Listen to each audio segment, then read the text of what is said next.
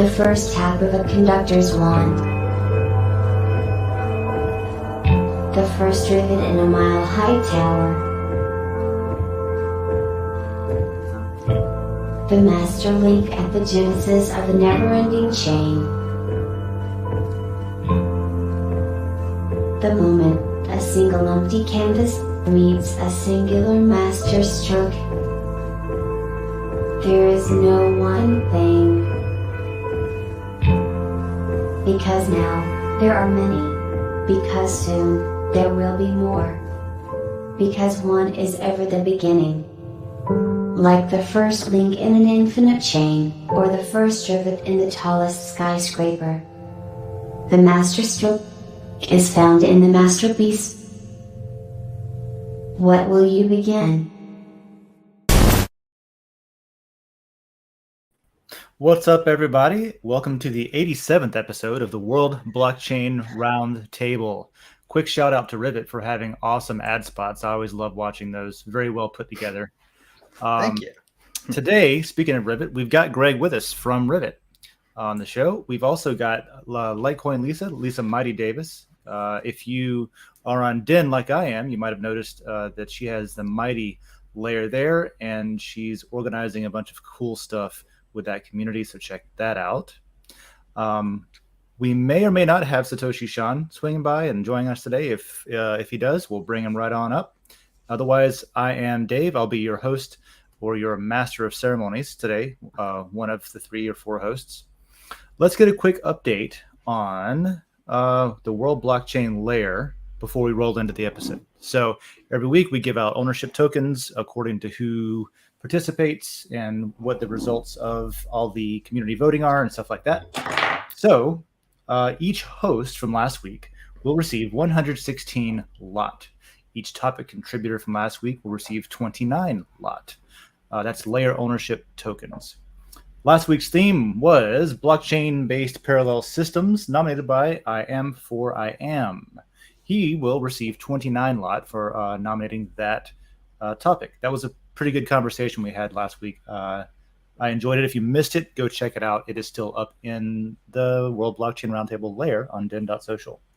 So those tokens, they come with perpetual passive income, free edits in the layer, and governance votes. The governance votes are used for things like deciding how the show runs, what we talk about, what order the questions get hit in that are posed, and also anybody who has that lot can propose a change to the show altogether. So if you're tired of us doing things a certain way, you can propose doing it a different way, see what everybody thinks, and that's how the show should evolve. Yep. You can force us to try to cold start a chainsaw at the end of every episode if you want to. If you want, but you might have to create a fund to buy us all a chainsaw so we can do that. But sure anything is possible. Any other things? The idea. Yeah, I stole that from Family Guy. That wasn't my idea. But okay. So it looks like there is a vote up in the World Blockchain DAO currently. So every month we vote on topics, we vote on changes if they come up. So this one is to vote to open up more spaces for fresh theme suggestions in the monthly GI. And the options, right now, 2 people have voted. So just let's see, that went up 2 days ago. All right. So we can combine duplicate themes, combine accounting and taxes, and combine the 2 metaverse topics. So there's 13 spots basically to where we can put themes to vote on, and some of them are very similar. So we can combine some of them that are similar into one so that it opens up more spots. Or we could remove any theme that's over 3 months old. So after a while, if it doesn't get voted on enough to come up as a topic, let's not make it continue to hold up one of those 13 spots and get rid of it. That's a different option. Or we can combine duplicates as outlined in option 1 and remove the themes that are over 3 months old as an option 2. So the third one is an all of the above. And it looks like that's so far what people have voted on. Go ahead and hit refresh. Oh, yeah, did you vote? Okay. Yep. I'll get my vote in after today's episode. But let's see. We can see that there's 4 voters now. All right. Actually, it's almost. I'm going to vote for that one. So since we're on it, why don't we go ahead and do it live?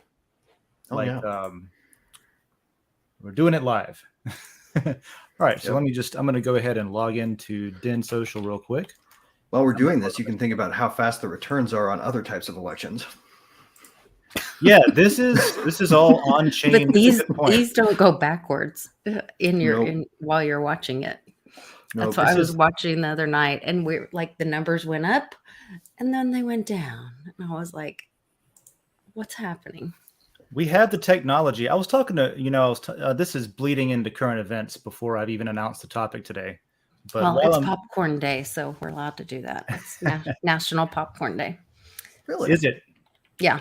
I was thinking about I celebrated this last year in by popcorn stocks because of all the things there are to watch.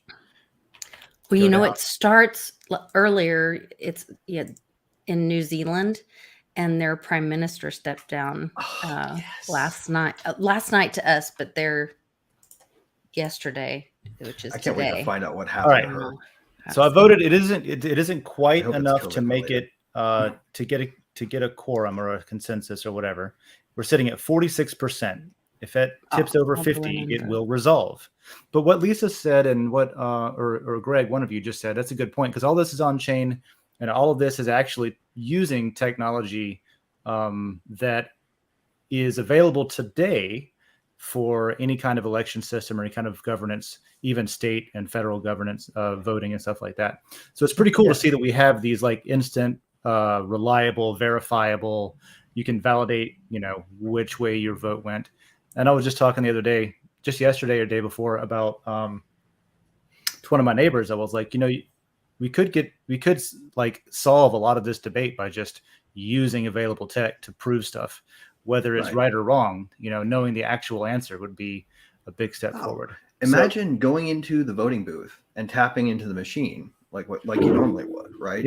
Yeah. And then before you leave the booth, even you see the current state of the count before you even have time to put your stuff back in your bag and leave the booth, right? Mm-hmm. You can literally live track the thing transparently. Yeah, and you can. And if you did it in person, you could avoid all of the issues. Like we don't even have to do this in a way where you can do it from home, right? And if you do it the way that we're doing it right here, you can leverage the global security of the Bitcoin chain directly to know for sure that nobody changed your vote to somebody you didn't vote for. So pretty cool and cheap and easy to implement and available. And so the only question is, why aren't we doing it? Right. State election commissions, give us a call. We're here. You can join the lair and you can comment. I think it's awesome. Yeah. So we'll get there one of these days. So on to the next thing. Go vote for that. And we'll see which way it goes. That'll be good to clear up some of the kind of stagnant themes that have been around that haven't gotten enough votes to make it in. With that, February is coming up. We need ideas on what to talk about, what themes to hit. So go suggest some there. I know yesterday we put in a couple of them on the morning show I do over on Dan. I'll plug that, Coffee with Dan, every Wednesday at 9 a.m.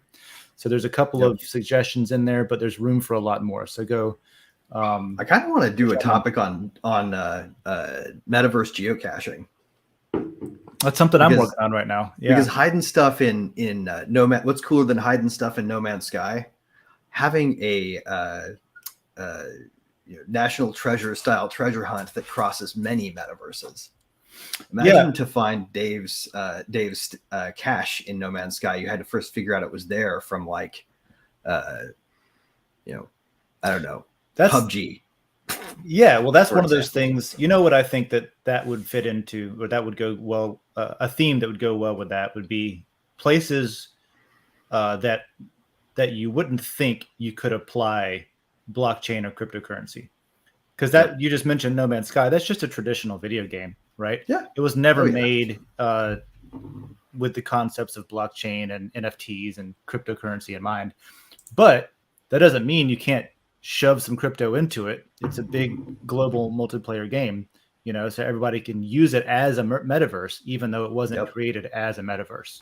So if you can create in it, you can create, for instance, I said about one time trying to build a QR code in No Man's Sky that was scannable from a race course.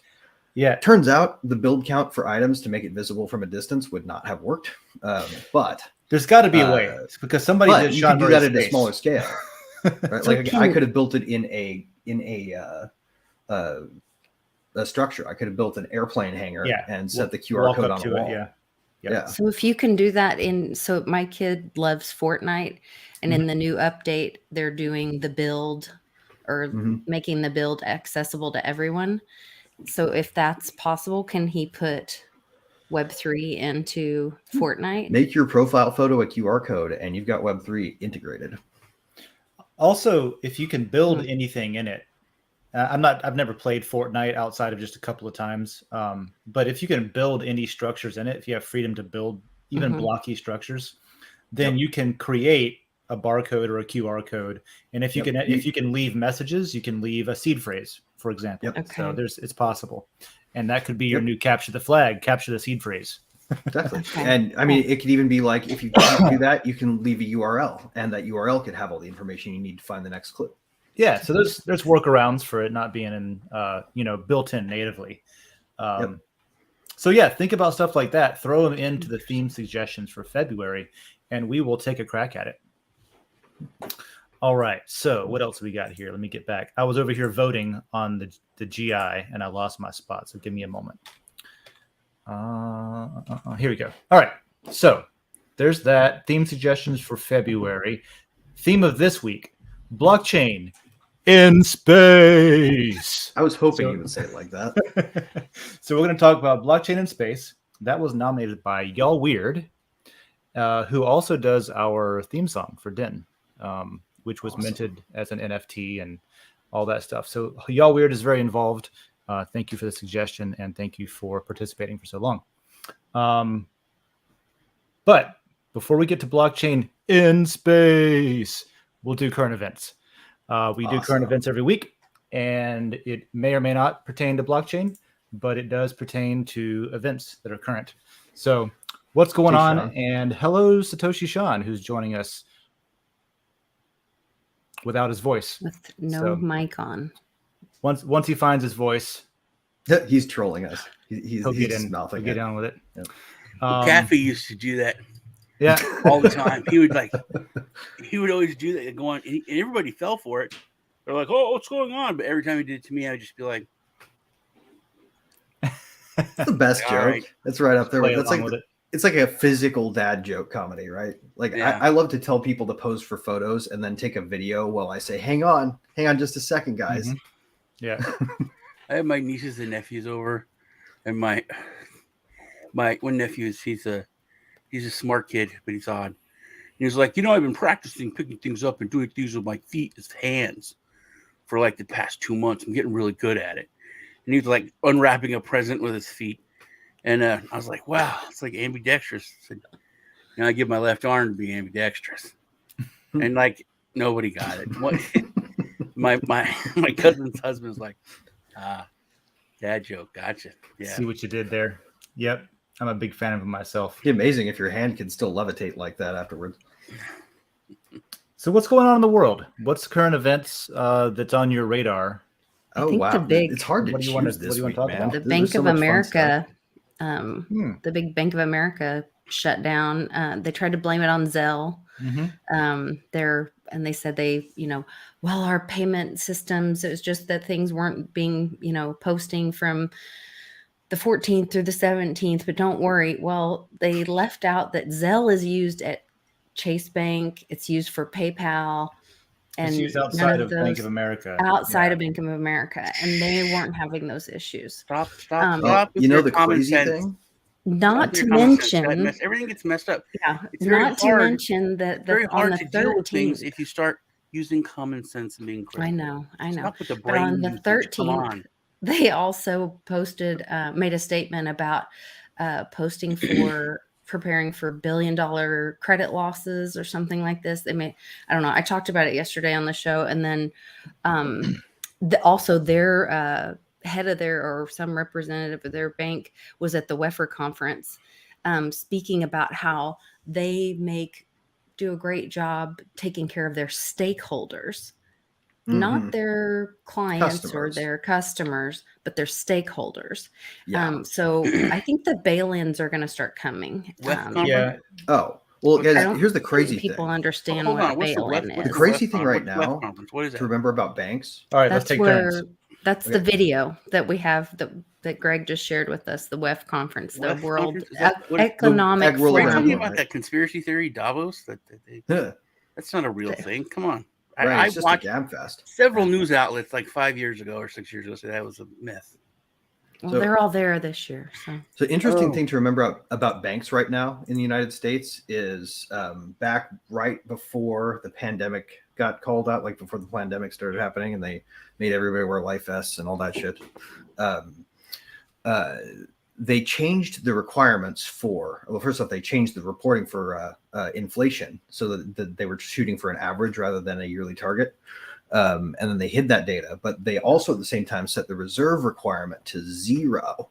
So the thing that's supposed to protect people from bank runs, the system that the FDIC is supposedly based on, the reserve system, right? The thing that they use to make sure banks have enough cash for people to pull their money out, set to 0. So it's as if that system doesn't exist right now. I didn't hear Bank about of that, but I America do believe it. decided to do something stupid with their money, like invested in FTX. I have to look it up. Then depositors may have been being bamboozled there to try to get enough liquidity. And when you're talking billions or trillions of dollars in liquidity, Yeah, and you're we talking made the like point that like a lot of 0.01% interest rates can make that money back. So if they delay for like a day, they can make it back. we've made the point that a lot of like regular retail investors weren't really hit or screwed by FTX, and especially in America. But if the stuff like that, they really were, or it's just a delayed reaction.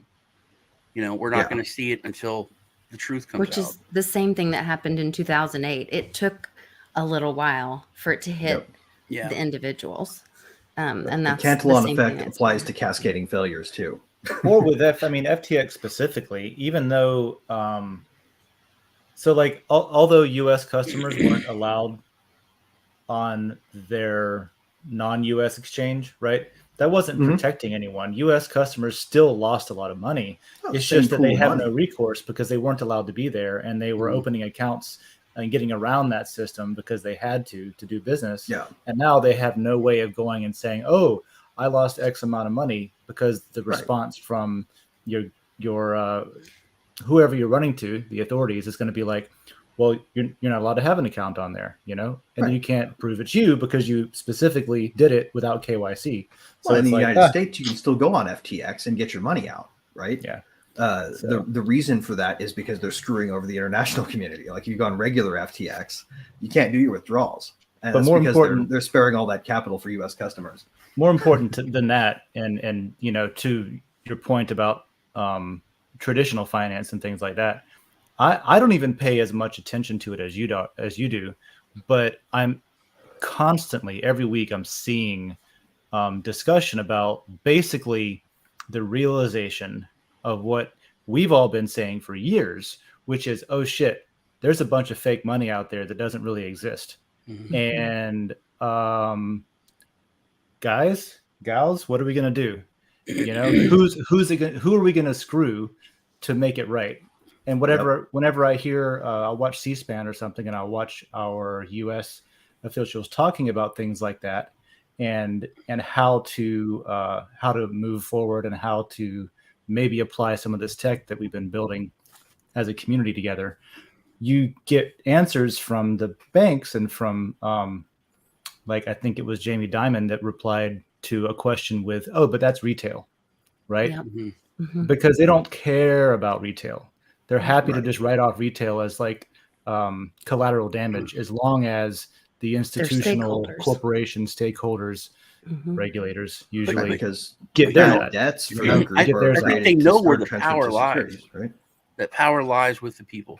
And I was thinking about this the other day, how like crypto in general, because I have an interview with McCabe today, and I was thinking about Divvy. It's pretty much set up just as as a payment settlement. They're trying to have debit cards, and it's like an original, kind of it's money. They're trying to say, hey, this is money.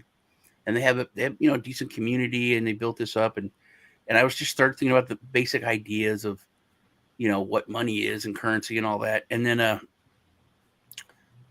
and how just, the real basics, how I think the scariest thing for, them is not crypto itself, because they don't care. It's like, oh, it's $1 trillion. Oh, the whole thing's 2 trillion. Oh, it's whatever. It's infinitesimal. There's actual companies that, manage that much money. Mm-hmm. Forget about governments and everything else.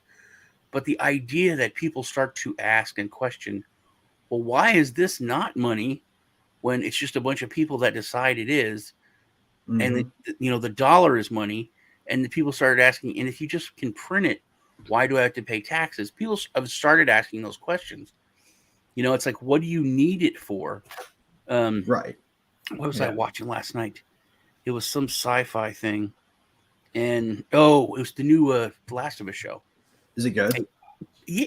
Oh, man. It's the best video game adaptation ever. Yeah. Exactly like the game. Them's tall words, but I'm excited exactly because like I trust the your game opinion so about much that. that it's weird.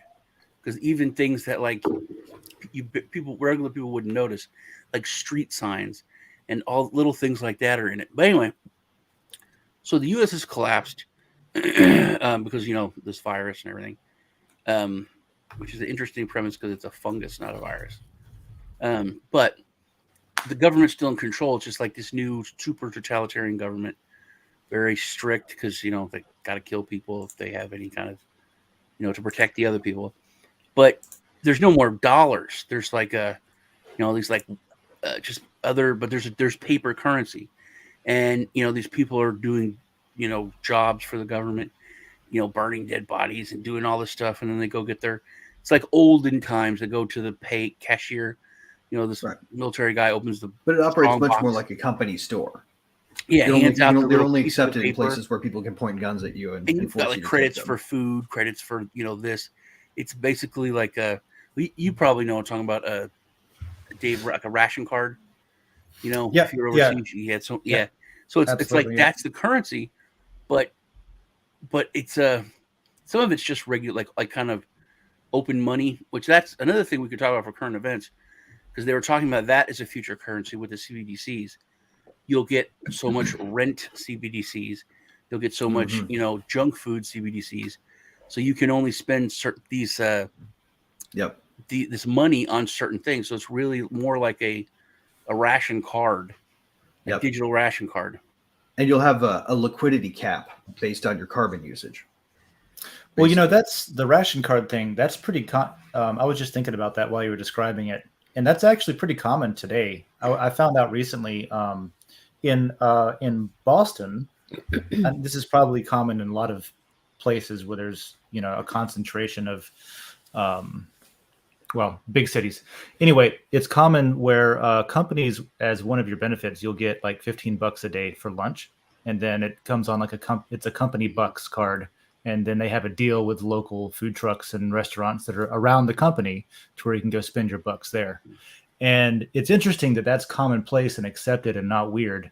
But as soon as you try to make that more secure and also make it to where if you don't use them all up, you can send the remaining balance peer-to-peer to another coworker if you want. As soon as you add that functionality, it becomes this whole big weird, like, oh no, don't do that, cryptocurrency thing. That's a fine line between like company bucks on a digital card and company bucks on a digital card that also is verifiable, secure, decentralized, and you can sell them if you want. And maybe the last part is really the kicker. I remember years ago, I was talking about like Walmart dollars. People were talking about, Amazon might accept Bitcoin and eBay. Imagine if that happened. Oh, it'd be the greatest. We finally take over. And I was like, I think those places would create their own coin. And I was like, imagine an Amazon coin or imagine a Walmart coin. And when I thought about it, then the idea of the company store comes up. And I probably, this generation doesn't even know what that is. But no, my Walmart, everybody's heard the song though, right? Yeah. Well, no. If you watch reaction videos, there's people that haven't heard "Stairway to Heaven," and they're like, "Oh, this is a great song." But if my Walmart especially, and I know it's like this everywhere else, everything is there. There's a doctor there. There's an eye place there. There's a pharmacy there. There's an automotive place there. It used to be that way here. If you worked at Walmart and you got paid in Walmart dollars, if they had a like a barracks and they owned real estate, you literally would not need to have anything outside of your Walmart ecosystem. You're right. I hadn't thought about that. Internal macro economies for international corporations. That's how they destroyed Main Street. Well, they came in, and I've been thinking about that lately too. Because remember when it was happening? Right. Because if you work at Walmart, just like, you can shop there. You know, who cares? It's cheaper. You know, this is the way. This is a capitalism. Shut up. And I remember I missed the little grocery stores we had here. We had like 3. Mm-hmm. When we first moved here, there was this little tiny grocery store, like as big as my house. And it was like a really good bodega, I guess. But they had everything. They had a butcher, a little butcher case. And we used to go in there and buy all the groceries and wouldn't pay for them. Well, they would just say, here you go, Sean, sign this. And we had a little paper. At the end of the month, they go in there, had your little receipts, and you paid the bill. If I was out with a girl, I could be like, hey, let's stop by. And I go get stuff for a picnic. Yeah, the park. And like, the really crazy part about all that, because they paid the bill. But that Americana is gone, you know. Mm-hmm. Well, people think that the reason that it's gone is because we haven't regulated enough big companies, right? But it's really kind of the opposite. The government can't step in and make this better, right? They can't come in and, like, for instance, force Amazon to not be the best place for Amazon warehouse workers to shop. Because if they try to do that, they only cause the company to internalize these things more and more as company benefits as opposed to just pay, right? Because benefits tend to escape a lot of the regulations around how people get taxed and how you can use your money. If you spend it internally corporate, then you can avoid that. And it means that internal only prices are cheaper. It's like going to the vending machine to get your soda in the break room at your grocery store when you work a shift, right? You get them for 15 cents or 25 cents or whatever, instead of the $1.75 down the street. So instead of going out for lunch, you eat there. And that's not going to be fixed by forcing grocery stores to charge more. It's just going to make more stuff be bought internally. It is an interesting question, though, because I remember, was it unfair for big corporations with money to say, hey, let's lose money for the next 2 years so that these stores here will close, and then that our store in this city will be the only place people can go? That actually doesn't hold up, though. Statistically speaking, there's actually no examples of that happening. Like, it's a story that you can tell. I don't think that that's what they did. I was told that they have like a loss leader. Like, they'll tell you you're losing, you're coming in to buy this one item, but then just because you walked in the door in Walmart, every person spends, like, the average used to be $40. This was years ago, so I'm sure it's much higher. So you come in to buy laundry detergent, but because you're there and the way they have things set up so far away from each other, you're going to walk past all these other things. Oh yeah, I need that. And I need this. Oh, and I want that. And this looks nice. And you pick up so much more. So they know just the numbers of people coming in and out of the door, they're going to make more on other things. Right. Like I was at a optometrist office in college. I worked for an optometrist office, and we couldn't sell the little eye solution. And we got it straight from the manufacturer. And we're like, we can't sell it cheaper than what Walmart is selling it for. Well, they'll take one item that they will take a loss on that one item that they know people are consuming, right, to bring people in the store there. So I know I can get that cheaper there, but then everything else they're making. Right, like gas at convenience stores. If you go to a gas station and you fill up, you're filling up at cost, basically. They're not making money off the gas. What they're making money off of is the energy drink you buy while you're parked there. You know what does happen, because I've experienced it, and it was super weird to me, and it's still weird to me. But this is when I was in elementary school, we got a new Walmart Supercenter in town. And this is going to make all of you vomit. But in my 5th grade class, we took a field trip in our public school, our government school. We took a field trip to the new Walmart Supercenter. That's kind of awesome. To check out how amazing it was. And that so, is kind like, of awesome. It was, and it is kind of amazing. At the time, they were just rolling out these supercenters. There was Walmarts everywhere, but there weren't the supercenters where what Sean was talking about, where you had, everything integrated. You had auto parts. You had, you can go buy tires and they'll put them on for you. You can go to the eye doctor, that kind of thing. Yeah. And so, to my mom's credit, she was like, no, he's not going to go get indoctrinated. He's not going to go on that field trip. Sorry. Aww. So I didn't go. That's too bad. It would be interesting to see. I didn't understand at the time. I was just jealous that everybody came back with toys. All the kids came back with the big thing that year was the invisible dog leash thing, where you could walk your fake dog around. The thing that floors me about I'm actually kind of pro. I know this is gonna sound like craziness until I say why, but I'm pro like big things coming in and taking over that are good, right? If people want to spend their money there, then that's where they ought to spend their money. If people don't like it, then they should spend their money elsewhere, right? Yeah, we luckily have a pretty good culture here where I live. Your dollar's your vote. People that will buy something locally if they can before they'll go to like a big box store. And we actually have some sort of. But I think that's really been learned, hasn't it? Because of maybe past mistakes. And to Greg, I don't want to, because this is going to sound harsh, but I think that when you say that, it sounds right. But it's like people that say communists will work. Look at this piece of paper. I'm going to tell you how it's going to work. And you could say, but it hasn't. In reality, things happen this way. Right. That stuff becomes unfair. Because the other systems are corrupt, and then, like Trump said, I think it's the you all government created the system. I'm just working though. in it, and that company then works in the corrupt system, and everything becomes corrupt. So in reality, it doesn't work that way, and people overall have always kind of done whatever is easiest and best for them, which is and what a lot of money's people supposed to help us do. Have learned the lesson, like Dave said, where now it's like, yeah, this is like, a little bit more expensive, but I'm not going down that path. Right. But I'm not going to do with less. I'd rather have this system that has some aesthetic issues that I don't like. But it's because I want more. I want to make sure that I can buy, 3-ply toilet paper instead of 1-ply for my family. So instead of going to this,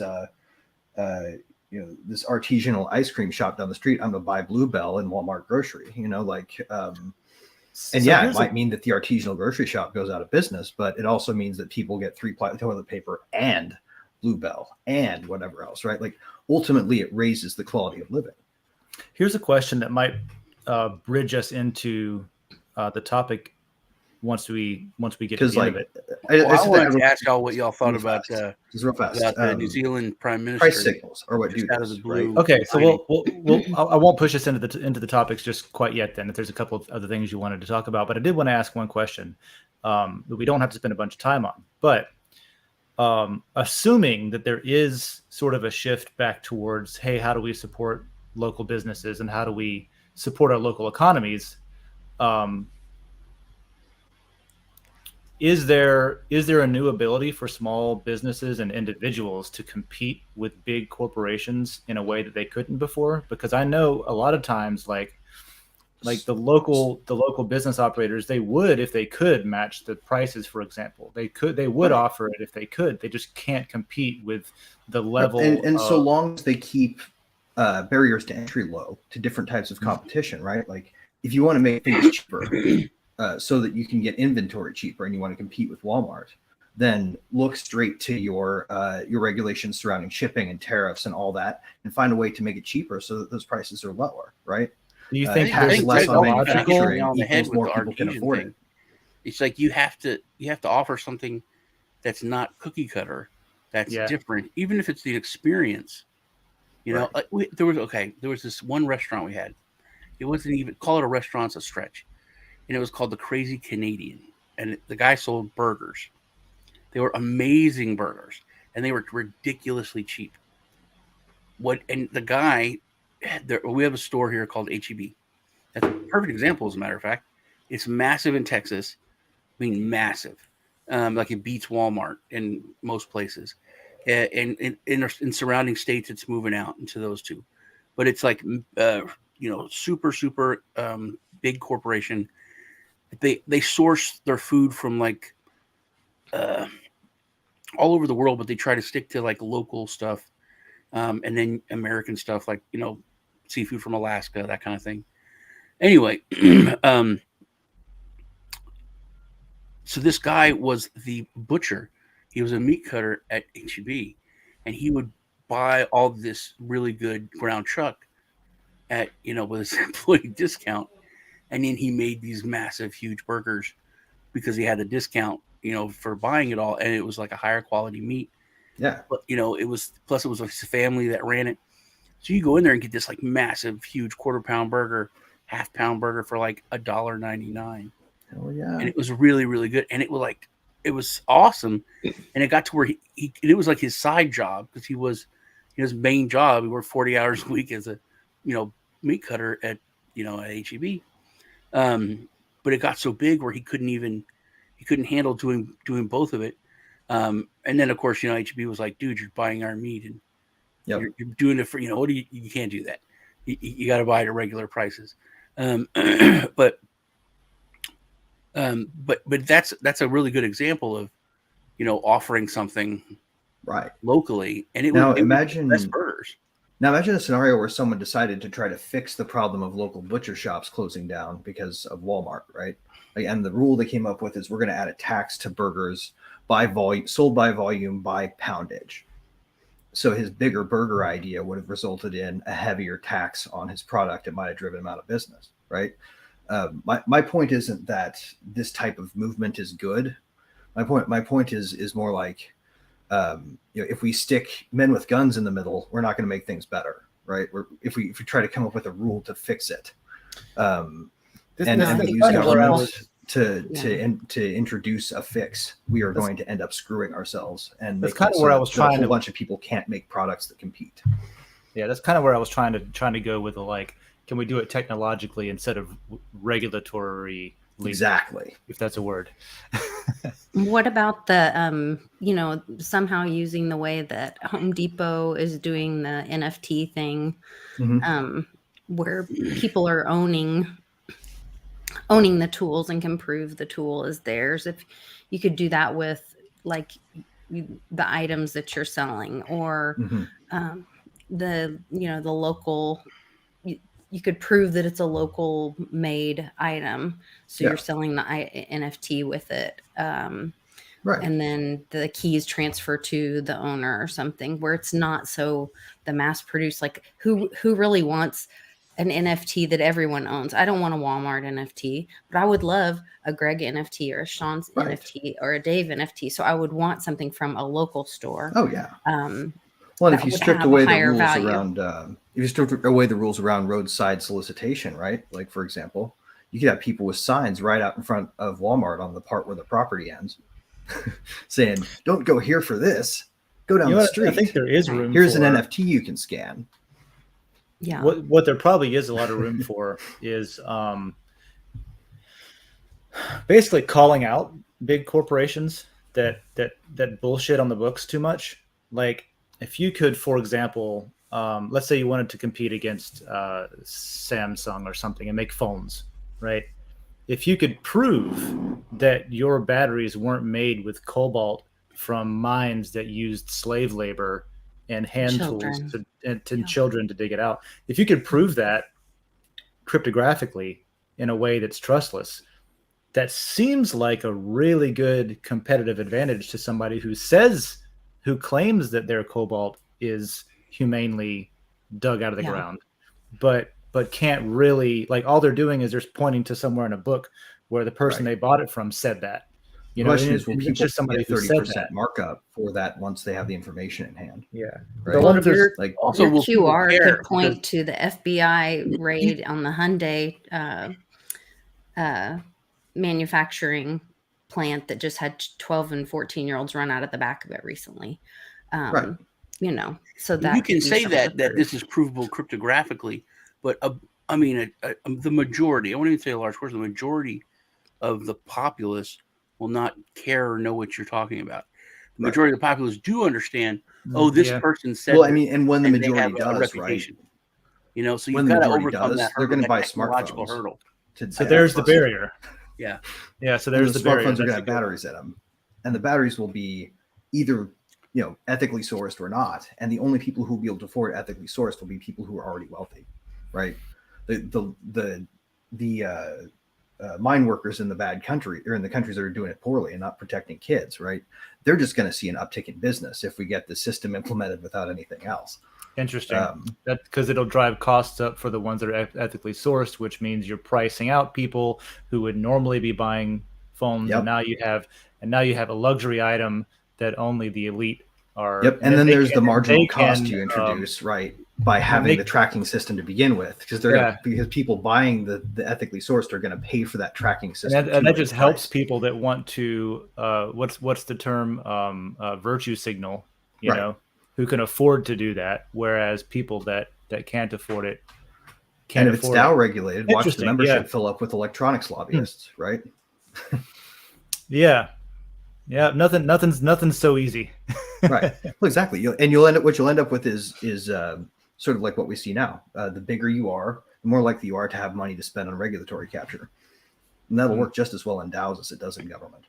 So, what do y'all think about the teary-eyed resignation of the Prime Minister of New Zealand? I thought. Goodbye, good riddance, and also who's next may be worse. What did they resign over? Exactly. They don't know yet. She just said it's time to do this, and I love to. It's just like literally, she was cried. Like, I love being Prime Minister. It's the greatest thing in the world. Oh, it's so awesome. But you have to know when it's time to let someone else do it. The country is rejoicing. As she was stepping down was totally worth it for me, though. Like, even if the person they replace her with is worse, which probably will happen. Wait, so there's got to be some sort of reason. You can watch her resignation. It's like a 1 or 2 minute video. They just don't know yet. Like, it's going to break. She literally said it's like so great. But in some of the interviews, she was talking about how GDP is up 3%, and economically, like, they're doing so amazing. But they have like the highest. They have one of the harshest everywhere. Lockdown situations. Have, homeless. That's crazy. She's like, all this, people stuff in our country is terrible, but all the economic stuff is great. So, she was like, we're wanting to focus more on that.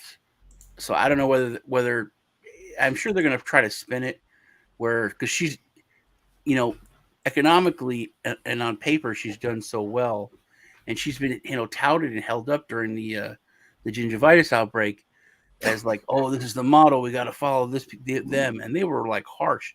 And with gun control also, they're like super harsh, and they're like, this is the way we go. I mean, it was like Venezuela, 10 years ago being held up by all the socialists. That's the model. So it's weird to see her step down, because she was the darling of globalism. She was the darling of the left. She was the darling of my prediction is it's going to be something creepy, right? Where what's really going to happen is it's going to come out and she's going to have been like caught on video at like a fetish brothel. I don't know. Apparently, she said she didn't have enough in the tank to keep going. So like, she's burned out. She's just burned out. No, I'm saying. That's what they say when it's a really embarrassing. Yeah, she was told to step down, I'm sure. She was tearing up and crying about it. She wasn't happy. I know what this job takes, and I know that I no longer have enough in the tank to do it justice. She can't do a good job anymore, she says. She wasn't doing a good job before. Right. Good riddance, if you ask the people that live there, they're miserable. The only problem, of course, is they're going to elect a new one from within the party leadership. So the Labour Party is going to pick a new person to stick in there, and it's not going to be a different kind of person. This is not going to go back to the people February for a referendum 7th. On all the oppression that the people in New Zealand have faced. Yeah, she's out. It's like quick. Yeah, also. No later than February 7th. That is super quick. Yeah. Mm-hmm. So it isn't like I'm not going to run again. I'm not going to try to get reelected. It's like, nope, I'm out. Look for a headline explaining exactly what happened. That's really hardcore spun on February 6th. And the timing was like during the WF met, and they're like, "Yeah, you're out." Go make a statement, bitch. Interesting. It's, No. it's just very It's odd. very much a Boris Johnson situation. She made her fellow similar. elites angry somehow. Yeah. Or someone. Well, that was news for me. It'll be interesting to see. I hope we get more video of her tearfully confessing her sins on camera, because it couldn't happen to a nicer person. And like I said, today is tomorrow in New Zealand, so it was started on Popcorn Day. So today should be exciting. You sound like Kamala Harris. Today is tomorrow, but yesterday was tomorrow. So we can't not move past this current event. This is the most important thing that happened over this past week. Guess what happened to our favorite petrodollar system? It's gone. The Saudis are taking Saudis backing yuan by gold. Expressed interest in taking anything else, as in the dollar as the only thing you can buy oil futures contracts with. Now that is interesting, because that's something that I've been watching for a while, because it really is what the dollar is hinged on. Yeah, and it's the reason that I spent time, months and months and months of my life, just kind of like guarding oil platforms. Yep. Just floating around. That was the dollar's making sure the oil's safe. All last year I said to oil after they got rid of the gold standard. Saudi Arabia is going to. They are going to put the nail in the coffin. And they were openly talking about it at the end of last year. Yeah, they were openly talking about accepting the Chinese yuan for oil. And I'm not the most up to speed on how all that works, but for anybody who's unfamiliar with it, like literally, that's something that's been enforced. That's them to keep the dollar value up. That's why we didn't actually go after the Saudis for 9/11, because they were the ones who sponsored it, right? They were paying Osama bin Laden's bills, man. Isn't that Saudi Arabia giving the U.S. military the middle finger, though? Oh yeah, this is their language. Them saying we're not afraid of you anymore. The language that they used was so harsh. Yeah, they said literally. This is what they said. They said that we are no longer partners with America on anything except for defense. We are not economic partners. They are not. They're not an economic priority for us anymore. We have gone from there. They said we make a commitment. Our biggest commitment for energy is to China, not just for the next year, 5 years, but for the next 10 years. 20 is to China first. Yep, interesting. And they're open to talking to Africans about direct bartering gold for oil. My stepdad went and liberated them when Iraq invaded. I mean, that is a huge slap in the face. Yeah. Mm-hmm. Well, I mean, the craziest part about it, guys, is the whole international system post Bretton Woods 2 was supposed to be oil is anchored anchors the dollar instead of gold, and the dollar anchors everything else, all the other currencies. So if the dollar doesn't sit at the base of that pyramid any longer, and everything else is still set up to be anchored to the dollar, we just watched the dollar peg get broken. In the past month, every BRICS nation has bought at least 30 tons of gold. Oh, so yeah, has no power. Hundreds of tons of gold. Mm-hmm. Wild. Russia has. China, they've raised their gold, I think 3,000% over the past 10 years. Well, this is the kind of thing that nutcases like us have been talking about. Oh yeah, this is why crypto is going up in price right now. Like when I say nutcases like us, I mean people that preach about blockchain and crypto and why stuff it's like going that. up. The whole reason it exists is that there was foresight enough to say, oh, if that's the direction we're going, we need to make sure we have a lifeboat by the time we get there. And you want to talk about crazy stuff? I've been saying all last year, we're going to have a nuclear something. And it's going to be a small tactical. Something is going to break that barrier. And Lisa said I was crazy. Everyone says, no, man, it's not. It's just posturing. I would hope not. They're starting to use the term on both sides. Both hierarchy of the military and politicians is like, and Russia's like, hey, man, we can't beat. It's all in NATO. It's not Ukraine. We're fighting. The only way is to level the playing field with a small tactical nuclear weapon. Let's just hope they don't use a small cobalt tactical. So I think it's. But I really think that's a distraction from the banking system collapsing, which is what the real situation is. And with the dollar being lost, the only thing that backs the dollar is the U.S. military. And if we don't have the money to spend on making the military technologically more advanced than everyone else by a lot, then we're going to end up with a military like Russia, where just in 10 or 20 years, all of our shit's old and broken down, and it can't compete. Right. Exactly. So the only way right now we're just sending all of our stuff to Ukraine, so we don't have anything to flex. It just seems like we're a supplier now. If we're losing that pillar of money and having that to prop us up, then we have nothing left but the military. So we have to set ourselves apart. And I think the only way that they're going to do that is by crossing that line. Well, there's also the cyber attack angle, right? Klaus Schwab's been pumping. Yes. Because it could very well be that the only way out of this is to blame the collapse of the financial system on hackers. Yeah.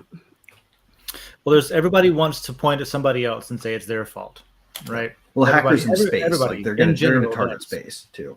Yeah. Speaking of space, yes, we are here to talk about space today. Let's do it, and potentially how blockchain could play into that industry, that space. So let's roll into it and see what kind of questions we got. That is an interesting. I didn't know about the New Zealand thing. I didn't know that Saudi Arabia had officially said, okay, we're actually going to accept the yuan. I knew they were talking about it. Yep. So if that's where OPEC we are, plus, basically, they're speaking for OPEC when they say it too. If that's where we are with current events, then I just have one more thing to say about current events. I found that you guys can go watch it on my channel. I go into the detail of it, but John Deaton gave a little update about how the SEC was actually looking out for not the people in the secondary markets, but they had a dog in the fight with this latest lawsuit against Ripple and all that. And then I found a thing that shows that in these bankruptcies, they've been allowed to do a certain kind of bankruptcy where it's a reorganization, not a full collapse. And that Jay Clayton is sitting on the board of this company that's quietly buying up all of these assets in FTX at pennies on a dollar. And I go into the detail of all that. So you might check that out when you get a minute. Yeah, I'll check it out. Thanks for reminding. It's quite interesting. So, all right. Juicy J's got one up about black holes. This is interesting. Question: how would blockchain work with black holes? And I was looking at this before the show, and this one gave me a headache because I was trying to put the two together and see what would happen. Because black holes are a destructive force. There's not much information, if any, that escapes a black hole. So, yeah, the answer could be that it doesn't. But it depends. Or right? If any amount of information can be. Anyway, yeah. So what are your thoughts on that, just in general? Well, okay. So first off, caveat: anyone who is unfamiliar with loop quantum gravity and spin foam is probably not going to like my answer all that much, or really understand what the hell I have to say about this. But I'm going to try to simplify it as much as I can. If you follow a different model of the way that quantum realm works, like the quantum scale, that's based on timeless loop quantum gravity as sort of the basis for reality. The idea is really super simple. It's not that gravity is a force that exists in time. It's that gravity is a function of space. Like gravity is space, not space has gravity in it. And if you look at it like that, then you can conceptualize all of reality as something called a spin network, or a series of spin networks called spin foams. And you can track that on a blockchain. So I would say that if you could get that figured out just right, you could understand Hawking radiation and predict it perfectly using a blockchain for tracking it. I appreciate how you said, if you wrap your head around all of this highly complex information and theoretical physics and quantum and spin foam, if you believe in this black box, it will work with blockchains. Then it's really quite simple. And I don't understand it either because nobody does. But it's my preferred theory to one that has time in it. So I was thinking about it from the angle of like, well, first we have to decide if anything can survive the forces of a black hole, because maybe nothing works in a black hole, because everything that goes into a black hole or goes near enough to it just becomes the black hole, and it's no longer the thing, that you were using. But what you say is interesting, because you're saying you could use it to track the data concerning a black hole and concerning the universe with blockchain. It would posit some interesting use cases as far as projecting information into the future, because if you sighted some compute really close to a black hole's orbit, time would pass much slower there as far as we perceive it, or much faster there as far as we perceive it, rather. Oh, that's interesting. You could create a blockchain-esque time capsule that would return some verifiable information about the future much more quickly from a implementation standpoint. Now, it would still not let us predict the future, because we'd have to go retrieve it from the black hole's orbit, which would make us go into the time warp and come back out. So we in the future could have a lot more data about black holes if we got close to a black hole with it. Yeah, so time tracking. Have we all seen Interstellar, for example? And there's the scenes where time passes at different speeds if you're closer to the black hole or if you're away from it, that kind of thing. So that could be a useful situation where, because that's sort of like if you read Bitcoin as a time chain, basically, then you could maybe it would make it easier to compare apples to apples if you have well, let me pose to you guys a question. Blockchain involved with Andromeda. Have y'all watched Andromeda? With recording things in different subjective time, that kind of thing. Let me pose a question to you guys. If nothing happens, does time pass?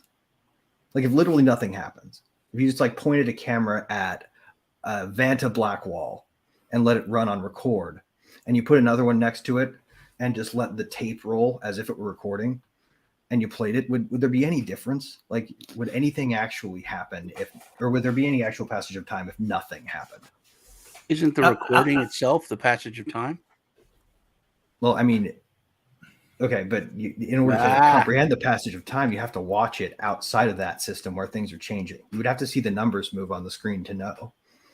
So could blockchain help answer that question? Could we use it scientifically for stuff like, because we're talking blockchain in space, right? Yeah. So what could we use it scientifically for that makes things easier or makes things more measurable, where it takes out some of the guesswork and that kind of thing? Or can we create events where there otherwise wouldn't be perceivable events, thus like sort of creating something we can measure in time?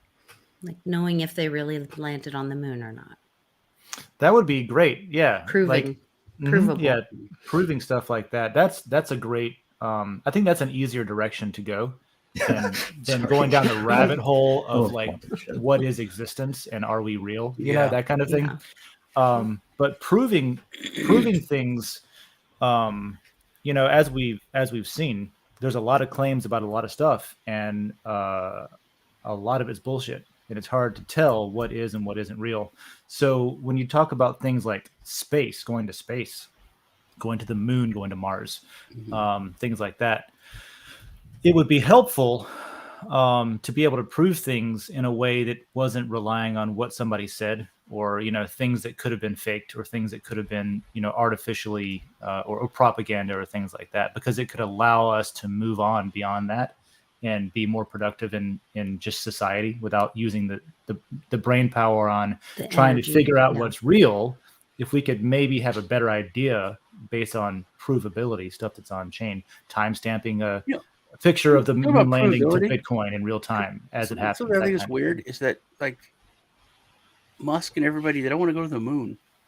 I mean, it's kind of like if you want to see if an airplane will make it across the Atlantic, you would try to make it across like a river or a lake first, But nobody, and even like NASA said, we can go to Mars, and like, what about going back to the moon? Oh no, I can't go to the moon. No. It's like it's so much closer. It's right there. It's like no. And that's all the conspiracies of like there's life there, there's crazy stuff there, there's weird things on the moon. The dynamics of gravity though actually make the moon a harder trip than Mars. In a way. Like we can go to Mars less frequently, but like in order to get a lunar insertion, we have to do a lot more quick calculations about the position of the moon relative to the Earth, and how that's going to change during the trip. Right? It's a little bit more complicated from an astrodynamic I don't know what you're I don't saying. know. I'm confused. Yeah, I don't know. Yeah. I've played Kerbal Space You're like, Program. right? Well, like You know? when you think about it like this. Like I've seen it there. if you wait a month, how far has the moon changed its relative position to the Earth? Right? It's gone a whole circuit of positions relative to the Earth. Right? If you wait a month, what's the Earth's relative position to Mars? But you know where it's going to be in a month. Right. I mean, we know where it's going to be. It's not like that much more complex. Yeah, but you're it's just talking actually less about complex to go to Mars. compensating for the passage of time and things moving, and yeah, Right. it's a bunch of I just think complicated it's math. weird. Right. Hitting Mars is just an easier target. I mean, From a easier math though. standpoint. Less stuff to go wrong. It's more expensive. It's further away. It's unknown. Here's where I think I want to try to keep it on blockchain and also in a realm that is digestible. Sorry. Um, I'm a shit person for this topic. No, which is great. It's just like it just seems fair to do that, right? But here's what I think. I'm a space nerd, guys. When you get into things like space travel, space programs, if you were, to the black hole question, if you wanted to create a vehicle that gets close to a black hole so you can do whatever scientific research near a black hole because you want to find out because we're curious humans, it seems really, really important to have it's dangerous is what I'm getting at, right? That is a dangerous thing for a human to do, to get in a little, capsule and fly out into space and hope you don't die. So anything that you can do to make that ship or that technology more reliable, more dependable, and to be more certain that, for example, the structural integrity is as it's supposed to be, that sourcing of the material isn't compromised, that you don't have, for example, an opposing nation state that's poisoning your supply chain to make your metals brittle and calling it one alloy when really it's tainted so that your space program fails. Right. This is something that I think, like, for example, SpaceX and Elon Musk should have a very high interest in, because they've already seen saboteurs with Tesla and stuff to tarnish their brand name and to make their technology seem less reliable. If you could use blockchain tech to prove the entire supply chain to the point where it's much harder.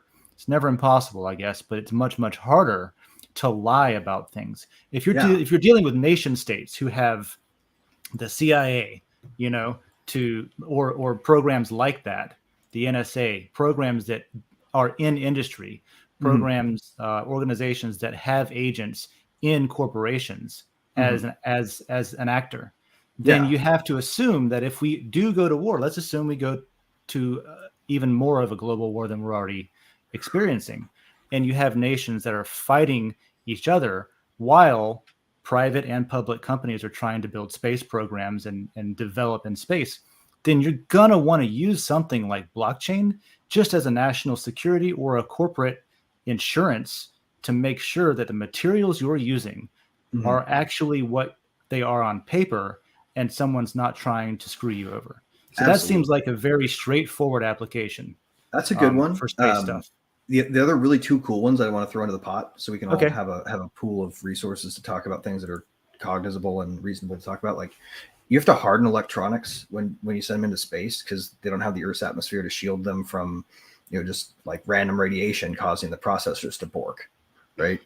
Blockchain can serve as a provable state reset, right? Like if you need to know for sure that after your primary systems failed, that your backup system has the right data, a blockchain might be the only way to do it reliably. In fact, because of that, it might be the only way we can have a shared internet between a place like Earth and Mars, right? Because you would need to true up the states after you sent the 8-minute signal it takes to get from Mars to Earth, for example. Right. That's another really important one. The other one would be asteroid mining claims. Like if you want to claim an asteroid, like you really got to lock that shit in. and having a not just near Earth, but a mining claim tracking registry on chain would be very, very, very helpful. And we have blockchain in space, have for a long time. Yep. I mean, I've talked about it. I was the first person YouTuber to talk about it. It was a space chain. I would say they're like, one of my favorite. I almost, before we started Open Relay, went to work for them. Really? Like I thought about applying to go work for them. So it was like, yeah, they're awesome. And then like Garzik, Garzik was one of the founders of it. Yeah. And they've done so much. And when they started, they were like, we'll work with anyone. Chinese space program, Russian, NASA, they wanted to further blockchain and technology and space and bring it to everybody. Yep. And here's another neat one. What about decentralization? What if we had servers that were hosting nodes in orbit? They do. That's what they developed. That when they first developed, they put satellites. First, they developed this cool satellite. It's like a mini satellite. They're ridiculously cheap when it comes to like satellites. Yeah. But they can make it like making it very simple. But it's basically like an iPhone, right, in space, like a Raspberry Pi that you put in so you don't have to buy a satellite. You don't have to build a satellite. Your company, your country, your whatever, you just have to build an app, and it's completely not part of the whole your system. laws. If you download an app that is a phishing app or it's just a scam or whatever, it's not going to do stuff to your phone. It's just within that app. You have to go into the app, and then you can give them your information and all that. Mm-hmm. So that was the idea, and it was so cool because, like, when Haiti had their, one of their big, like hurricanes, banking systems went down. Like ATMs couldn't talk to each other. People couldn't get money, even if they had stores open and they had the stuff. They couldn't get to their money because the whole banking infrastructure was broken. Because the whole everything was kind of archaic. Imagine if they had a satellite telecom network that wasn't affected by the by the storm. People just need to have their cell phones, and they could connect to the satellite. The infrastructure. There's no way he could afford that. Yeah. They couldn't afford to build satellites and put that up. But with Space Chain, they could afford it. It's like 10, 20 grand, and the company or the country could have that's that. What Elon was doing for a lot of places. I thought that's what Starlink was. Oh, it is. And the neat thing about that is what it portends from a blockchain standpoint managed from Earth. Like, imagine if the people that they had to go ask to say, take this Starlink network and block Russian news sites, right? Like they did with Elon, where he said, you're gonna have to do it at gunpoint if you want me to do that. Imagine if there's nobody you can point a gun at. Right? Like the network itself is running a DAO that governs the satellites. Well, if you boil it down, that's a lot of what decentralization is about. Is what if there's nobody to point a gun at? Right. They would have to shoot down all of the satellites to shut it off. What if traditionally, a centralized infrastructure is now just a ubiquitous environmental thing that just exists, that nobody can really shut down unless everybody quits using it together. Well, give me 20 years and I'll have satellites that self-rebuild, doing exactly that, so that even if they try to shoot them down, they'll be running against a clock where the satellites are constructing replicas. Listen to this. This is what they've done, and nobody talks about it. This isn't in the news. February of 2018. So we're talking 5 years ago. They launched a full node program on the Qtum blockchain that can process existing blockchain data. 2018, embedded with Space Chain operating system and can perform blockchain-related functions like smart contracts on the Qtum blockchain. Then 2019, launched testbed for Bitcoin multi-signature authentication service to the International Space Station. And then 2021, they launched into space the first commercial Ethereum blockchain integrated satellite payload to the International Space Station. 2021, they launched a blockchain-enabled payload incorporated with space nodes created for customers. That's the wow. Other one. And then this last year, launched a space node to support on-orbit Velos transactions and minting of an ERC 720 standard NFT. Wow. I didn't know they'd done so much. Yeah, it's like because nobody talks about it. That This was my first amazing. video. My first video was like, no one's This is the talking about coolest this fucking project. thing I've seen all year. You know, I heard something about blockchain payload integrated. So, but they've been on the International Space Station like what 4 times? Yeah, I heard something a while back about the ISS like doing something like experimenting with Bitcoin. It must have been through them or something like that. Yeah, unless it was just somebody who had a wallet who was bored. But that's cool, dude. That's awesome. That is so cool. Kudos to those guys. If they ever see this, like, yeah, it's amazing. Rock. It's an amazing project. That's my first video that ever like took off. Because I was like, this is some kind of conspiracy thing. Yep. Look at these if they ever want to host API gateways, man, we'll put some Rivet clusters on those fucking satellites. And yeah, I thought you guys should be connected. I'll message them. I'm gonna send them this video. Let's have a look at the next question. What do you think? Sounds good. See what else is out there. So great question, by the way. It was, it was open ended too, so it kind of made us like rack our heads. Thanks for giving me a chance to say something incomprehensible and out myself as a space nerd, while completely probably causing our viewer count to go. Nah, we love it. Like, who's this crazy asshole? Space nerds welcome. I am. Imagine if each Apollo mission to the moon's data points, GPS locations, tracking, moon pics, etc., were posted directly to a blockchain.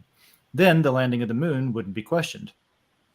Another example where data could be posted directly to a blockchain are global temperature records from low Earth orbiting satellites.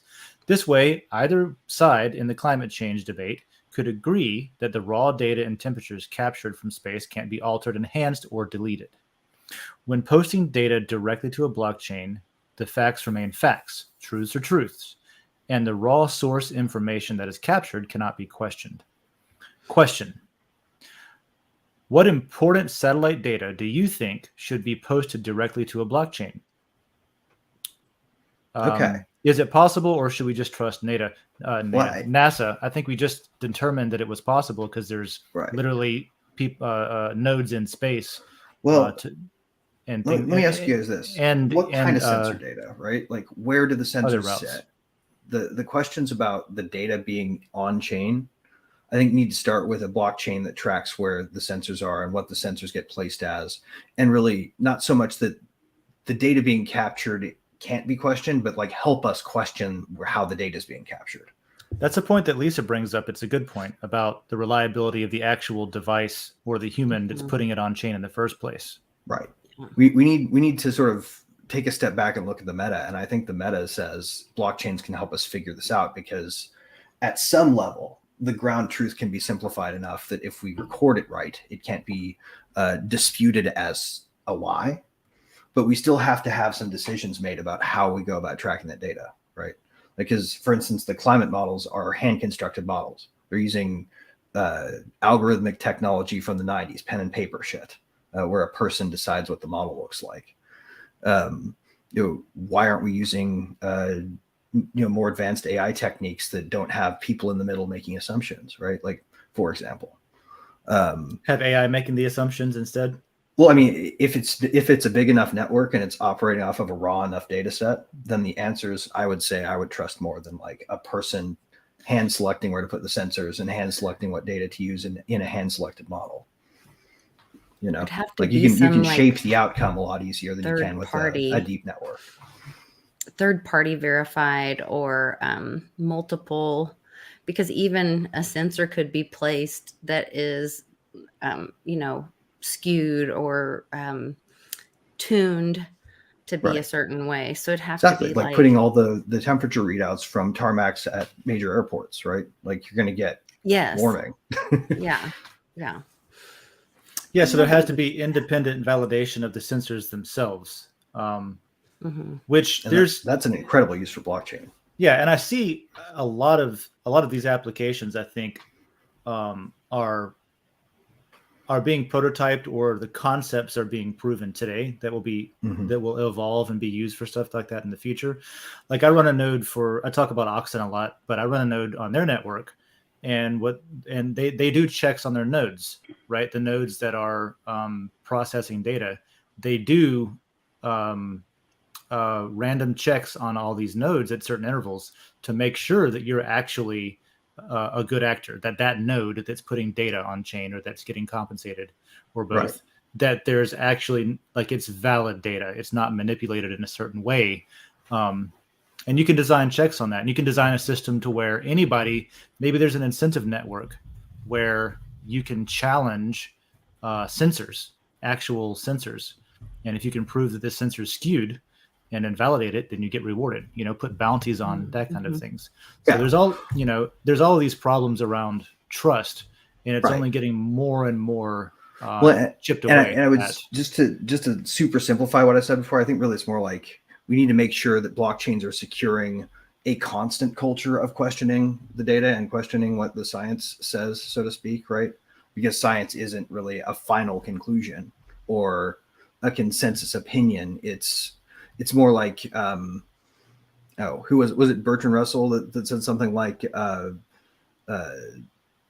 science is a belief that experts are idiots. Yeah, the whole point of science is to challenge stuff, right? And the science itself and stuff like that. Like, the whole point is like discovery. Open discovery, and then open that discovery up for challenging, make claims. I stake my career, my reputation on this paper that I publish, and also I invite anyone to come out and tear it apart. If you can find a problem with it, I welcome it. That's science, right? That's what it used to be. Yeah. Right. So that's something that make sure we address every question that gets raised, right? Mm-hmm. They can track all the questions and make sure that none of them go ignored. For example. Yeah, I homeschool, and so we've been talking about in science the difference between theory and theorem, and how science is supposed to be creating these theories and then testing to find theorem. And so I don't know, that whole conversation made me think of that. I love that. And to me, I would even say it goes a step further. I would say that science is about trying to defeat your own theories. Sure. Like you gotta what's called steal. Like, you guys have heard of straw manning an argument, right? Like, where you set up some phony, weak ass argument that's opposed to yours, and you beat it up and watch the fluff fly everywhere, and like, woohoo, we win. And it looks rhetorically smart, but it really is kind of a lie. People should steel man their arguments, I think. It's the opposite. It's like, try to set up a win for the other side, and then see if you can beat it. Like journalism, like so many other things. The basic foundation for it to have like really died when it comes to what it's supposed to be, what it was. Watching Neil deGrasse Tyson the past 2 weeks, just makes me sad. Oh yeah, I'll have to go check it out. I got socks with his face on them. I love those socks. I can summarize it for you. I'll have to go watch and see what he's been saying. It's another flavor of I Am the Science. Okay. But he gets flustered and very angry. And he's like, basically, he tells people, "You're so stupid. Why don't you stupid people just listen and do what I say?" Well, he also is an entertainer at the same time. That's true. Yeah, he's not really. I think that's one of the reasons why he can't. And also, he's been kind of worshipped for so long. He's like Fauci a little bit. He can't handle someone saying, "But then why about this?" And how do you explain this? He could also be living in terror, right? He could know he's wrong and just realize that his entire popularity is hinged upon the fact that's probably that a good part of it. But he comes across like Al Gore in South Park. It's like, no, it's super serial. You're not listening, Man Bear Pig. He's like, it's sad. I have to wonder how much of that is a character, though. Because like he was a wrestler, or something, right? Didn't he did performing? He was a performance. No, he wasn't. He wasn't a wrestler. He was was he a dancer? He was either a wrestler or a dancer. It was something performative anyway. And I feel like he's always had this performative streak where it's just entertaining to watch him. I appreciate that about him. But I also haven't watched what he's been saying in a while. What data would you put on chain from satellites and stuff? Since that was what we were talking about. Like what kind of stuff, what important data do you think should be posted directly to a blockchain? It doesn't have to be from satellites. Maybe like sky tracking information, right? Because we know that GPS satellites, for example, are telling us where things are on Earth. My phone is here because it has a GPS radio in it, and the satellites tell me that, but we don't really have any way to know where the satellites are. I think it would be neat if the satellites reported where they were from the ground, like so you could look up and see where they were. I think the Find My Phone thing is a neat application because I like the idea. I just don't like the idea of how many people see that data, Right. Well, and so if you could make it to where you could access something it. moving across the sky, what that satellite's doing. And I think that would be a neat thing to be able to point your phone at and go, that was one of the coolest blockchain, things tell me where way that back is, when cell phones were very new. And I got cell phones for my kids like when the Razor came out. I mean, it was like right before that. But they had this phone tracking thing, and you had to pay for it extra. But I could know where they were like right away. They couldn't, lie to me. My son that would sneak. And that could be a cool thing that's on chain that only maybe a private key could access. And it was very cool because I'd be like, hey man, you're supposed to be coming home. I'm like, you've been sitting there at the park for 7 minutes. And they're like, oh, it's so weird. You're tracking me. It's like, well, hurry up, get going. Or if he's smart, he'll be like, no, I just left my phone there while I went over to my buddy's house. So you thought I was like, you left your phone? That costs something. Like nobody else has a phone. Yep. But what if you donated to a group effort to put a satellite in orbit, and anybody who held the NFT for that satellite could access its inner functions or govern it or whatever, right? Like, how cool would that be to keep on chain? Like you mean the usage rights? Stakers and owners and governors could literally interact with anything that they had helped put up there. And so if you help put it up there, you get a paired NFT between the two. It's like a satellite timeshare. If you go in on it, you get whatever your share of funding, you get that much time on it per month or whatever. That would be super neat. I would love to see satellites that have staking information for whatever you might need a satellite for. If you're into that. Satellites. Yeah. Well, I just posted a link. There's we've been watching once again for homeschooling. There's a green comet that's coming by. It comes by every 50,000 years, and it'll be closest to the Earth on February 1st. But you can actually see it. Yeah, something about the gases and the ice crystals and the reflection, and so it'd be cool to have those kind of things on chain and tracking. Especially with it 50,000 years, the humans, we aren't going to be around to tell each other about it. So to have something like that tracked on blockchain for the future, I think it'd be really cool. That's a good thought. That's a really good thought. Because imagine all the things that, that play the game of telephone throughout time and get warped and distorted. Like, lore and, verbal history from cultures that didn't have a way to write it down permanently or a way to write it down that lasted forever and ever. We're scraping old like clay tablets apart to see what it might have said and that kind of thing. Imagine if things were starting now, if we start recording everything to a validatable independently verifiable blockchain. Well, that brings us back to the blockchain on history kind in 1,000 years. Yeah, exactly. In 1,000 years, what does that look like compared to 1,000 years ago up until now? Yeah. There's and I've been talking about. Well, I think it was you, Dave, that made the point of how much easier it is to rewrite history now. The digital. I think they kind of go hand in hand. Because I had this conversation with my son. He made this point that blew me away about how we as a species have gotten smarter over the years. Because I think one of the worst things that ever happened to us in the history of humanity was the Library of Alexandria was destroyed. And there was so much knowledge. When it happened, it put us back further than the Dark Ages, further than so many other things. And that's for me, that was always like one of the biggest arguments for decentralization. Yeah. all of the knowledge of the human race was in like one place. Oh yeah. It was even forcibly took. Like when ships would come into the harbor, like they had thugs from the library that would the go sea peoples. and go. That's the weirdest mystery ever, too. Who are the people that destroyed it? Take their scrolls and whatnot, any kind of information. So when that burnt, humanity had to like start over, and I said, and then I was talking about that happening like with an EMP or something today, and then my son's like, yeah, but people are smarter nowadays, and I was like, dude, that's like a cop out. He goes, no. I said, if you had like people that lived in Alexandria and worked there, they had this level of knowledge. If you went 50 miles away to a farmer, he had no idea of anything.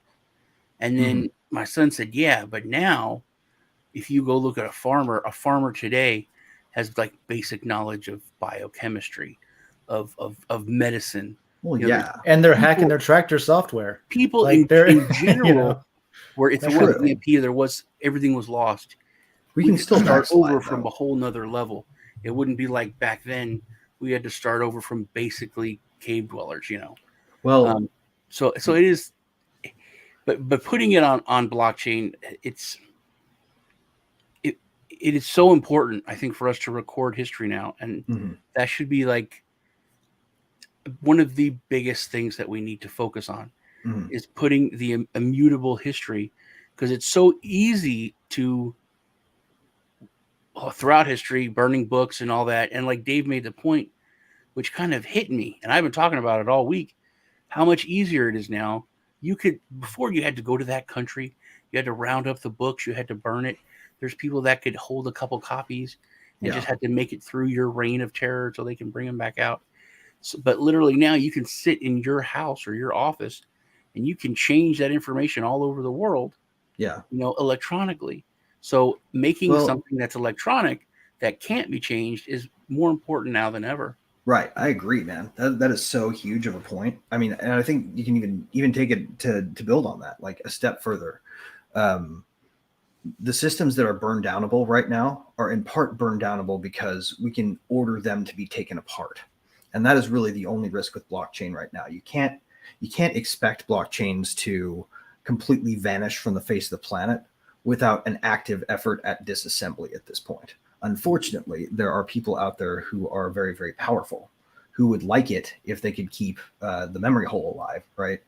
And they're going to do everything they can to stop the unstoppable code anti-memory hole machine from being constructed, right? Space is going to be a big part of that. We're going to need space because ultimately they're going to want to stop us so badly that they have to go after the physical infrastructure itself. You put that in space, that's a step towards safety. You put that in space around Mars, that's a huge step towards safety because the morons who want to tear it down can't get there on their own. Yeah, can you imagine that? Like, oh, it's okay, we got a copy on Mars. Right, exactly. I think that's a huge part of like why we need Mars, is because we need a backup, and not just a backup of people, but a backup of people's information. We need all of human history to be time capsuled there. They did that such that if the Earth is destroyed, we can reboot by loading it back up like a backup disk. Wouldn't it be nuts if we got to Mars and we found a time capsule with a bunch of on-chain data where we've done this in the past? What if the Earth is a backup disk for Mars? Earth was the backup, and we went to Earth because we destroyed Mars with nuclear wars. Then we realized that the actual race is to get 2 backups so that we can start a third. On this subject, I don't know if you guys have noticed this, but I have, because I've been, love space forever. But there's been it's with what Musk is doing, he's helped. But like 20 years ago, and then for a long time, there was a hatred for space. There was a hatred for NASA. That's still there. One of my neighbors all the time, dude. He hates space programs. He hates it. It's like, hey man, we got homeless, and we got why are we? And don't ask the questions like, hey, we have homeless in Chicago. Why are we spending, $40 million on a statue? Maybe so we can. Why would you? Right. Why would you worry about that when you have this problem?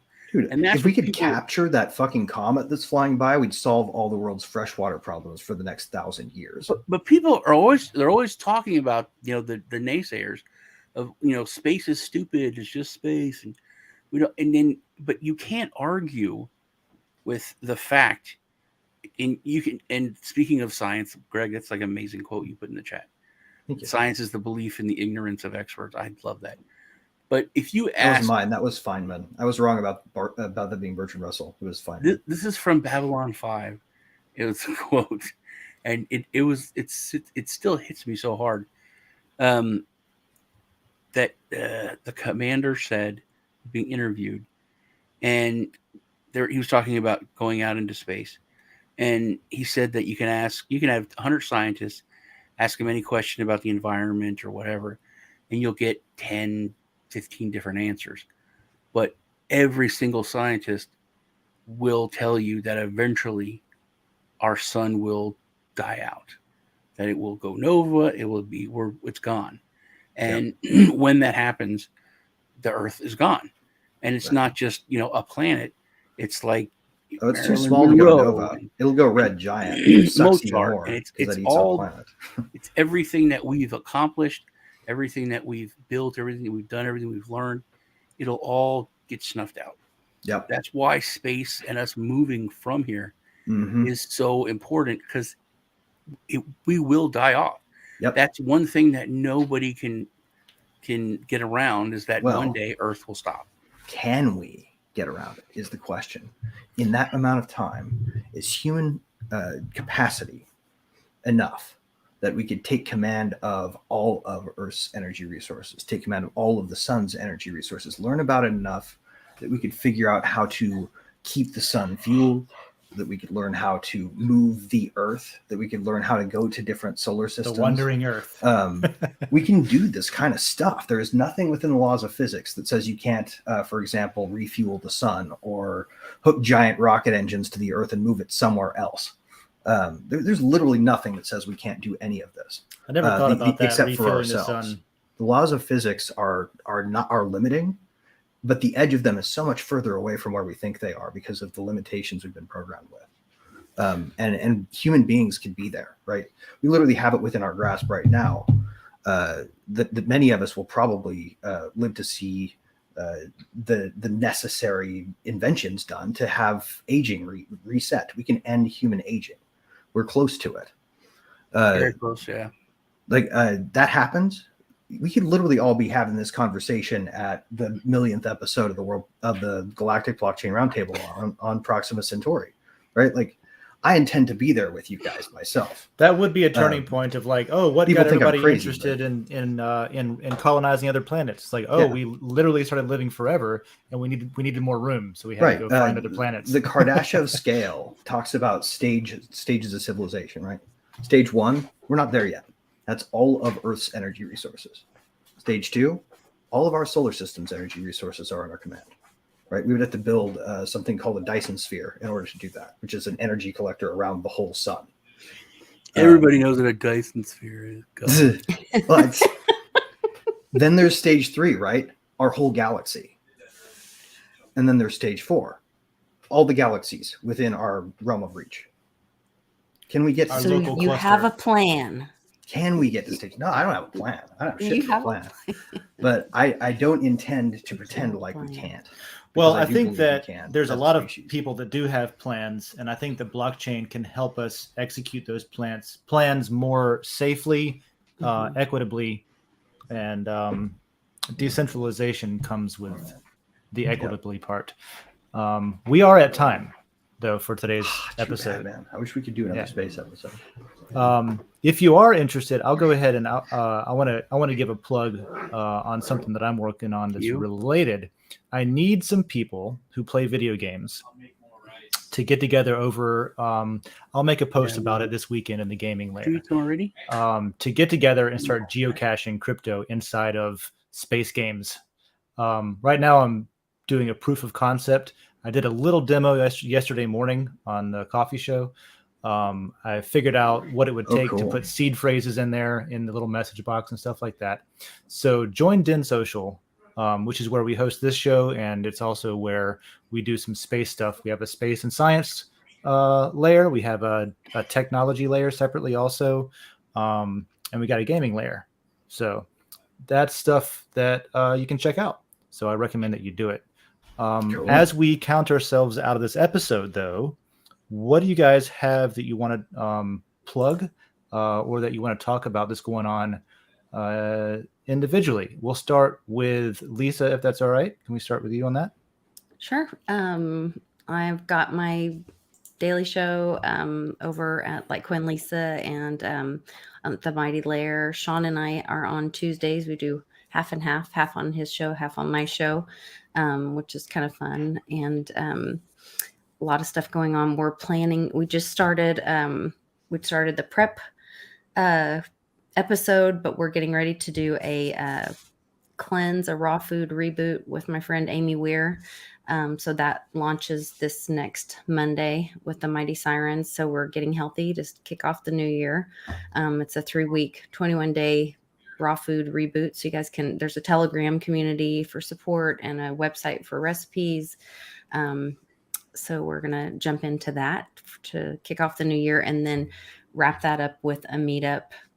We haven't decided the location, but somewhere warm. So either like Arizona or Florida. We haven't decided yet. Come down to Gainesville. We might. We have an airport. Somewhere. Small one, but we got one. Okay. Well, we'll look into it. Yeah. We're looking for somewhere to host it. So that's kind of it for us. Awesome. Thank you. And that does sound interesting. Got us an airport and an Applebee's. An airport and Applebee's. We're open for business. Speaking of airports and Applebee's, Sean, what's going on with you? And what do you want to talk about? Check me out. Lisa, like she said, on Tuesdays. We start on her channel, so you can subscribe to that, and then we bounce over to mine. I get an interview. So we go up tomorrow with Jeff McCabe about Lightning Works, their NFT comic that they have launching, which is kind of cool because the NFT, you can get these special NFTs, which are portals. So like everything that gets launched and updated, you get a copy of it. It's kind of neat. It's also weird to be getting offers on my OpenSea because nobody ever cares about my NFTs. And I keep getting offers every day since they sent me that portal. Nice. And about Siege Worlds, which is their video game, which is out now. It's fun to play, but it's not easy. I got the Crypto Meme review, which I might do tonight.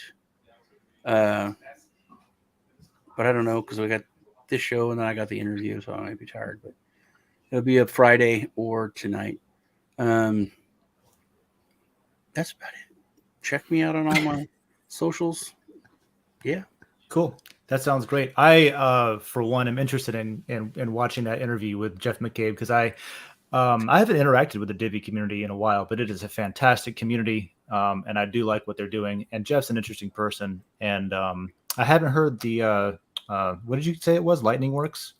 Yeah, Lightning Works. I did an interview with them like months ago when they had the idea and they were starting. Cool. It's not like a regular comic. It's very interactive. It's there's like some motion with it. It's cool.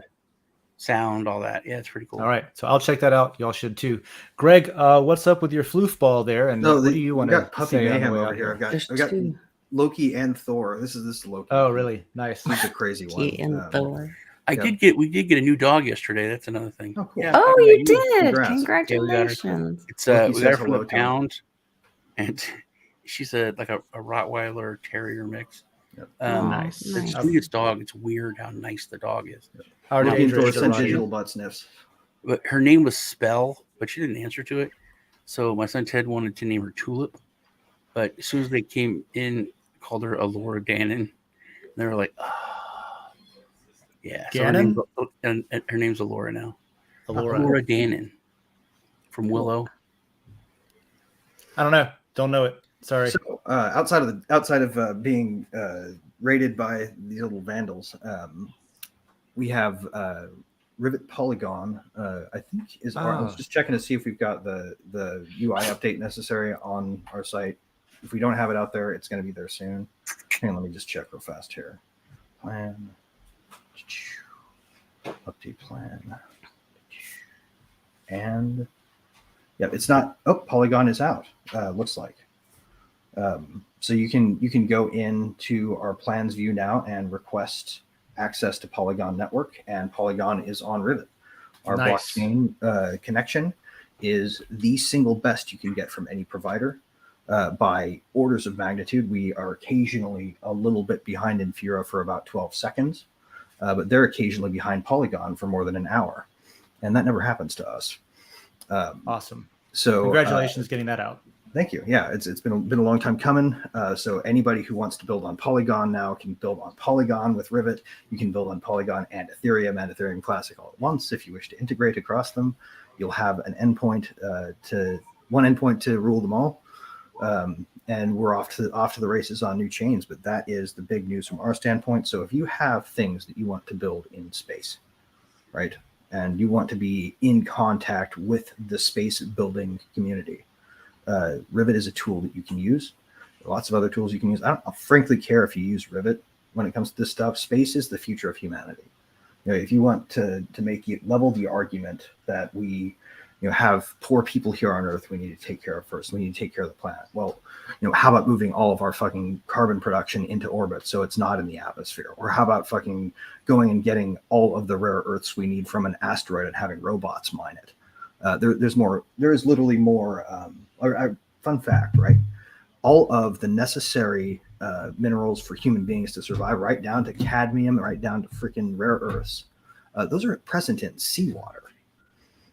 So you grab a saltwater asteroid or a saltwater comet, you're probably going to find a similar phenomenon. There is a boundless sea of opportunity for humanity to grow and have an amazing future in space. And we've only got about 200,000 to 2 million years to save ourselves from the sun going red giant. So we need people working on that problem. To me, that's a much bigger deal than climate change. If we get the minerals from other the planets, entire climate for our solar system, right? Rare Mars. Get out there and build something, guys. And for fuck's sake, go to space. That's my 2 cents. That's a fantastic, and that appeals to me a lot too. If you want to stop screwing up the planet, well, and let's invest in technology to mine asteroids instead of getting people to do it here on to strip mine the mountains. That's a great and point. If anybody is specifically building something in space, I also add this: get in touch with me. Rivet will be like your personal friend. Like I will help you do more with less and get your project off the ground. I love space. It's a personal passion of mine, as you guys can tell. So get a hold of me directly if you need to, because I'm here to help. Cool. Thank you, Greg. And I'll second what Greg said about Rivet. If you're building anything and you need to connect to Ethereum or Polygon or Ethereum Classic, Rivet is a fantastic option. I was sitting in on a coding session before this call, actually, on something that's being built right now, and it's going to be using Rivet, and it's looking awesome. It's the way that we're able to get our data from Rivet makes things reliable and easy. So just wanted to second that. Thank you again. And if you want, I'm going to be doing a governance call at 3 p.m. Eastern in the DinDAO layer over on Din Social. This week, some updates and taking questions, and it's open to the public for anybody who wants to listen in or chime in on that as well. So thank you, everybody. Thanks to all the hosts and for everybody who suggested topics and asked questions. Next week's theme, Greg will be hosting. It's going to be on megatexas.eth. Oh yeah, and we're going to talk about the reorganization of political units from the smallest scale. Yeah, and it's going to be awesome. If ever there was a full episode on interesting current events in politics related with blockchain and how we can use this to fix our organizational habits in self-governance, that should be the episode where a lot of those good questions can be fielded. So tune in for that. Marshal your power to fucking change the planet. Yeah. That's the plan. And share this episode. The more you share, the more lot our hosts and topic contributors will get. Like, comment, and subscribe, and we will see you next week. Thank you again. Liberty is not a pill that makes men angels. What it does do is limit the extent to which evil can be expressed in the world.